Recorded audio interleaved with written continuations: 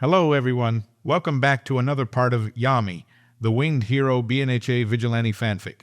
Be sure to like, share, and check out the author, Starlight Anon, on Wattpad. Their AL3 account will also be in the links down below. So please give credit to the author, and be sure to check out the links in the description down below. And with that, let's begin. Chapter 17. Izuku lay in that hospital bed for 2 more days before he was released. In those 2 days, the young avian had grown acquainted with the winged teen. He decided to name her Heichi. Heichi was a falcon bird with brown feathers. She seemed intelligent and was very energetic. Some specialist that visited him to check on the bird said she should mellow down. Izuku wasn't bothered by the bird's personality. Though as she only spoke when needed, she didn't make much sounds, unless she was hungry or thirsty or cooing at Izuku. This makes him believe he could take her on missions in the future. Whenever the bird grows in her flight feathers, that's when Izuku will allow her to come. But from what he could make out, she was already growing them in. He'll just need to teach her how to fly. Now, he is shakily getting out of bed. His wounds have healed, but it's still hard putting pressure on his left leg. His shoulders still ache, but they're better than not being able to move them. Shinsu, who was in the room, walked over to Izuku and helped him. After the awkward situation, he had been hesitant to talk to Izuku, who tried to talk as much as he could to the male. Gratefully, the winged teen took his hand and nodded in thanks to him. An unnoticeable smile graced the teen's lips as Hitoshi's face started to heat up. It was adorable to the bush-haired teen how the other blushed. He was helped to his feet and off the bed. Izuku was just glad to get out of the hospital finally. Heichi hopped onto his shoulder and dug her claws into his clothes to hold on. The blue hospital gown was finally off as he was in a comfortable hoodie that let his wings free. His legs were covered in soft pants and his favorite red shoes were on his feet. He neatly folded his wings behind his back and followed after Shinsu with a limp. The limp itself annoyed him as pain shot from his leg every now and then. But it wasn't like he was used to the pain already. The 2 teens and avian entered an elevator, and the purple-haired male pressed the button for ground floor. It was quiet in the elevator, as the only sound present was the boring elevator music. But it wasn't an awkward type of silence. The silence felt peaceful and brought comfort to the bush-haired teen. With a ding, the elevator opened and revealed a pure white hallway. Shinsu led the way as his steps echoed in the empty hall, its noise bringing a beat to his ears. His soft smile faded as they walked into the lobby, the figure of Aizawa falling into view. He huffed softly as the adult walked over, looking down at the teen who liked to keep pressure on his right leg. His left leg kept lifted from the ground, barely noticeable at a first glance. The UA teacher let out a sigh and started to talk. "I got you signed out. We're going to the dorms." Izuku nodded in understanding and followed behind Aizawa as he started to walk. They made it to his car and entered. He wasn't expecting this surprise as they exited the car. Shinsu walked to the back of the car and opened the trunk. He pulled out 2 suitcases with a grunt, setting them down beside himself. Green feathers twitched in confusion as Izuku tilted his head to the left like a dog. Honestly, an adorable sight, if you asked me. "Why do you have bags?" he asked in a blank tone, still not trusting around Aizawa to let his actual personality free. Shinsu didn't answer for a second before he smiled softly. "I'm moving in," he revealed and shut his eyes for a closed-eyed smile. This surprise indeed caught Izuku off guard as he gaped slightly. He shut his mouth and shook the shock from himself, his wings twitching in excitement. He was happy to not be alone in the building. "I'm glad to not be alone," he paused before glancing at Aizawa. "But I can guess that he's to keep an eye on me," he inquired with a raise of his eyebrows. A huff sounded from Aizawa in confirmation. "I can't just leave you unsupervised now," he answered the winged teen's question with an annoyed tone. His tone and words amused the teen as they finally grew smart. It was dumb in the first place to leave him alone in a building all by himself. Seeing as he wasn't used to such a big place to live in, that was basically his own, all to himself, it was still a foreign feeling. To help the purple-haired male, the winged teen grabbed 1 bag. It seemed pretty light to him, but it was understandable since he had to lift people off the ground in most attacks. A small thank you came from the male as Izuku grabbed 1 bag. He walked up to the dorm doors with a small wave to Aizawa, ready to bask in the presence of Shinsu. He would never be prepared for going to school the next day. It's been years since he even went to a school. It spiked his nerves, but he ignored it. He'll have to enjoy the one presence of the fluffy-haired teen as long as he can. The next day will have him being thrown into a group of students who he only knows from the USG attack. And that is little information as is. He likes to go into things with information. But he'll be going in with almost none, making him a nervous wreck when he tries to sleep. But his insomnia wanted to fuck him over and forced him to stay up the whole night, to his own thoughts. Oh, how it's going to be one hell of a day tomorrow. With only his thoughts to accompany him, he tries to fall asleep with the small avian cuddling into him. Since he was already asleep, he could hear the soft breathing of the male from the room over. At least he got some sleep. Chapter 18. If you said that Izuku was calm, you would be entirely wrong. He paced the ground in his room, fully clothed in his new uniform. His thoughts wandered into many unwanted situations and possibilities, trying to prepare himself for anything. Of course, this causes him to be muttering endlessly. The green feathers on his cheeks twitched and were fluffed in anticipation, the same going for his wings. Heichi fluttered her wings on his bed, trying to fly to him, only getting some air before she crashed back into the soft bed. That brought Izuku's attention to the avian as he calmly walked to her and helped her onto his shoulder. She stuck her claws into his clothes for a good grip, not wanting to prick his skin. The winged teen thought it would be best not to pace with a young avian on him, so he chose to tough it up and leave the room. He sighed softly and walked to his door, opening it slowly. His posture held a look of wanting to go back into the shelter of his room, but he couldn't do that. Slowly, he shook his head side to side and made it to the main room of the dorms. The vast space always annoyed him, making his shoulders tense as a habit. If you couldn't tell, he'd rather be in a smaller room than this. Yes, he likes space for flying. It's just he expects an attack at every hidden corner and crevice. Being a vigilante for years made him cautious of everything and everyone. Footsteps behind him made. Izuku turned towards the sound. The familiar scent of coffee made him smile softly, as the sleep-deprived teen entered the vast space. "You ready?" asked Shinsu, curiosity lacing his voice as his purple eyes locked with green. The bush-haired teen nodded, and his feathers twitched once again as he shifted their position on his back.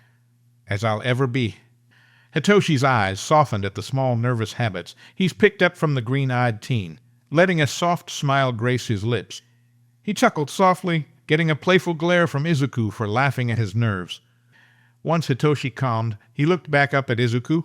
Okay, let's just get it over with." His offer pushed the green-haired male to side and nod. And with that, they walked towards the school from the dorms.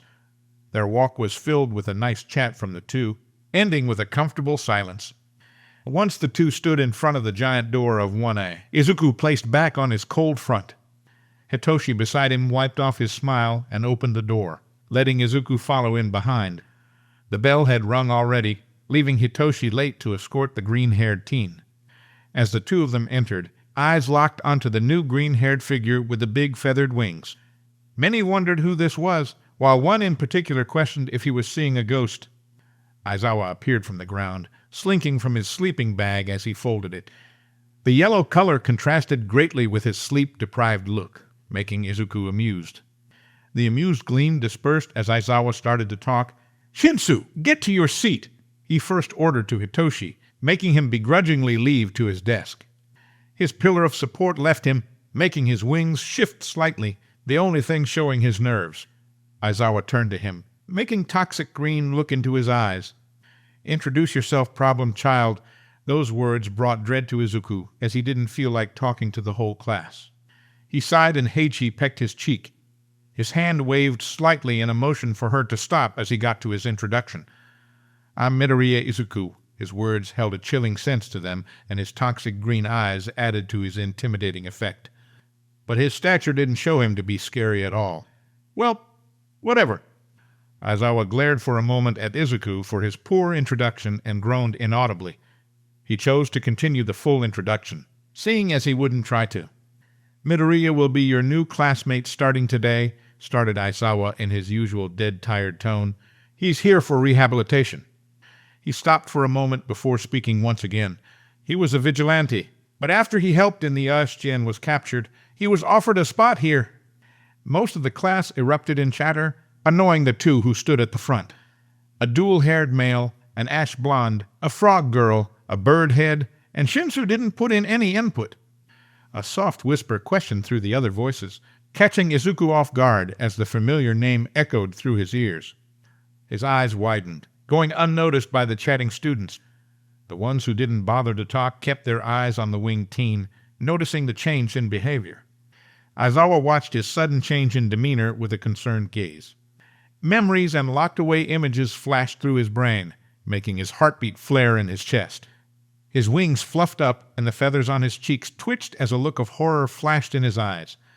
His toxic green eyes locked with blood-red ones, not believing it was true. No, it couldn't be. Never would they be here. He wanted to lock those memories away. The word echoed in his head, followed with yells of profanities and him being berated by voices, his brain yelling at him to leave. Leave and run. Fly away, don't return, go away, disappear. Take a swan dive off a roof.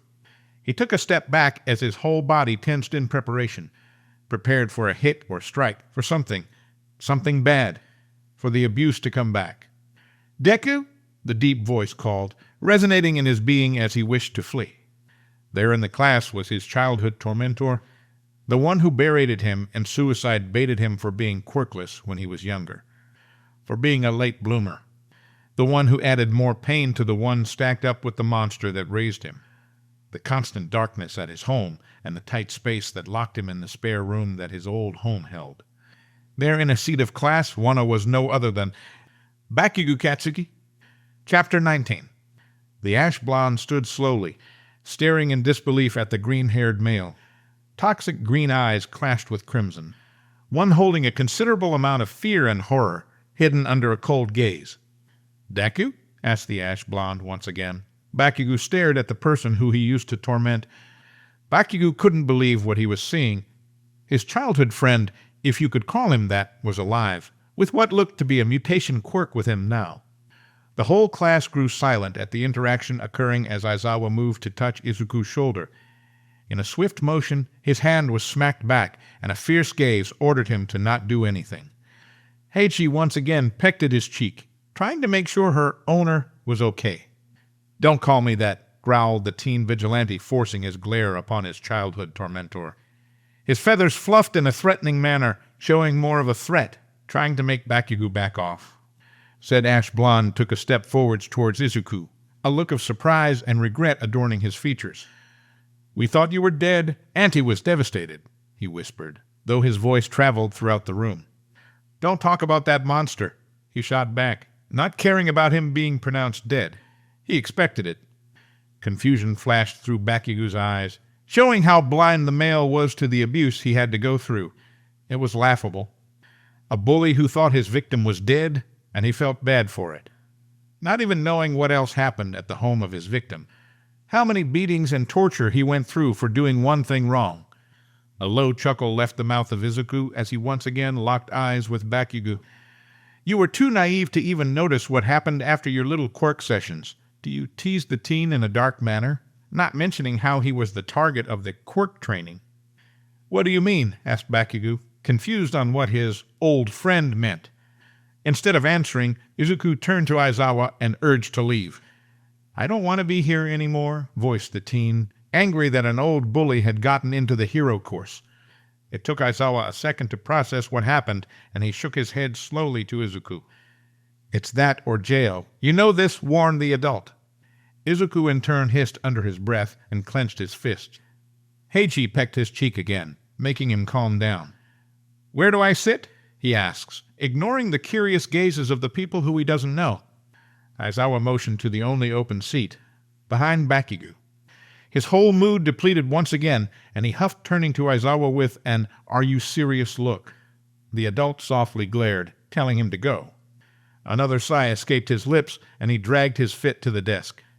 Bakugo tried to talk, but was silenced by a glare and puffing of green feathers.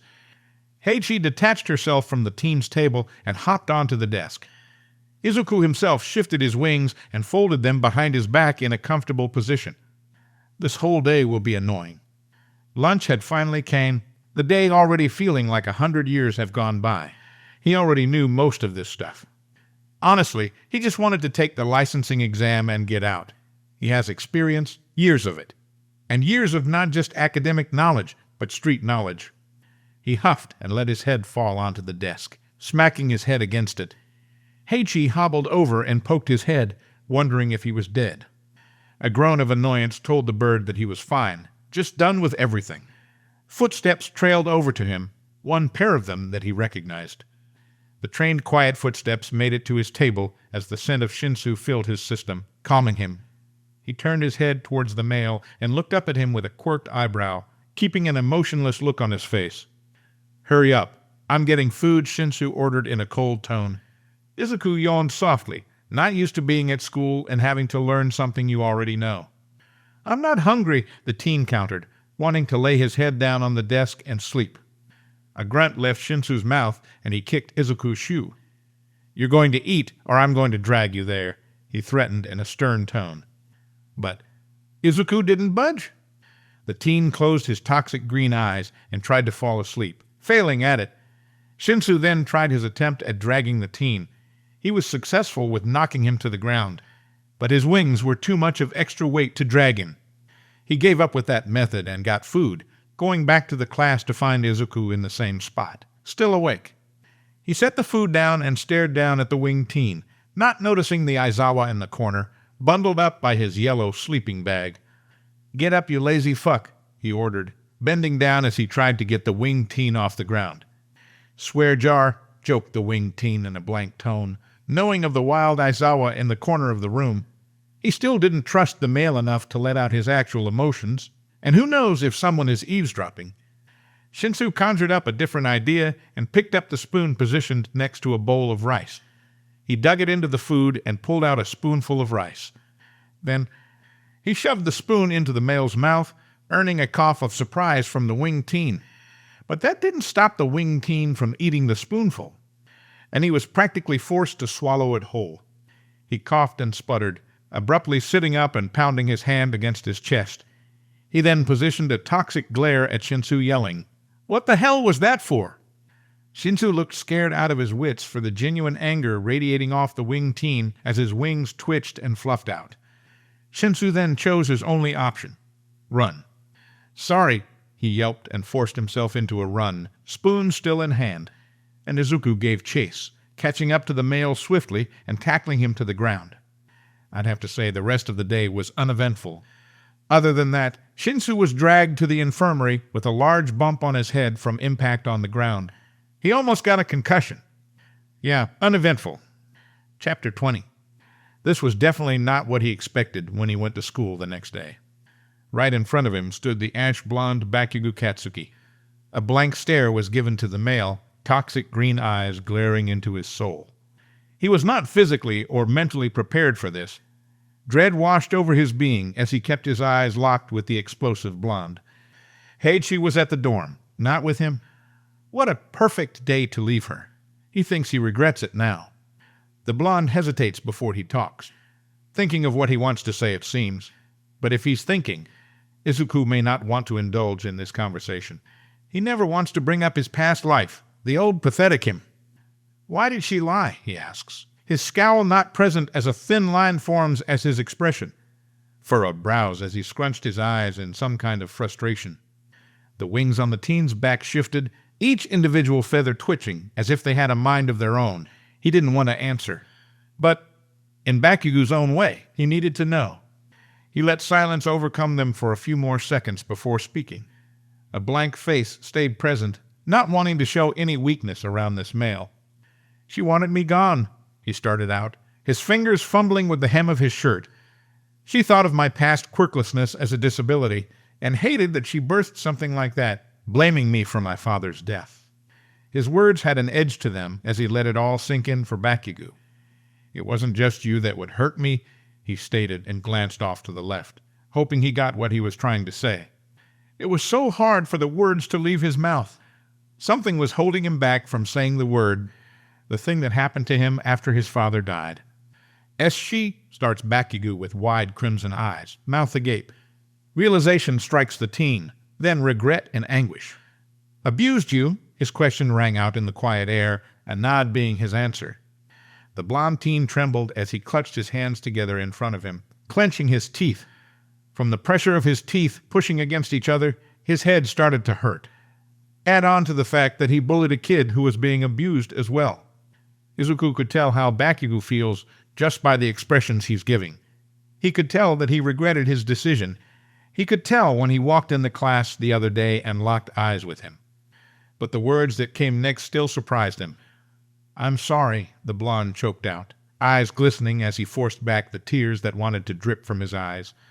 He was even more surprised at what he said next. "You didn't know. No one did. You just followed everyone else's thoughts on quirkless and people with weak quirks." His words came out slowly and awfully calm. It unnerved Bakugo and himself as he said it like it was second nature. He never knew he himself thought that, but it made sense to say it after the words left his mouth. The male started to protest, but Izuku put his hand in front of his face to stop him. He sighed. He knew he was going to regret this somehow in the future. "We started off on the wrong foot," he began saying, and let his hand that was in front of Bakugo's face fall down to his side before he outstretched it again. "I'm Midoriya Izuku. I'm here at UA for the rehabilitation program. You may also know me as Yami." His introduction was short and simple.